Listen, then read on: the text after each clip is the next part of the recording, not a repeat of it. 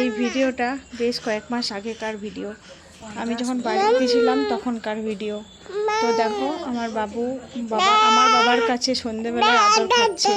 আমার বাবার কাছে একটু বেশিই থাকতো ছেলেটা, মানে মা আর আমি বেশি নিতে সময় পেতাম না কাজের জন্য, আর বাবা ওকে খাইয়ে টাইয়ে দিয়ে বাবাই বেশি নিয়ে থাকতো। আর এখন তো আমি এখানে চলে এসেছি, মানে পুনেতে চলে এসেছি। এখানে তো আর দাদু ভাই দিদি ভাই কাউকেও পাই না, এমনকি ওর বাবাটাকেও বেশি পাই না, শুধু আমার কাছে একটু বেশি, মানে আমার কাছেই থাকে সারাদিন বলতে গেলে। আর ওর বাবা তো ডিউটি থাকে, হয় কোনো এক সপ্তাহ ডে শিফট, এক সপ্তাহ নাইট শিফট, তো এতটা সময় দিতে পারে না।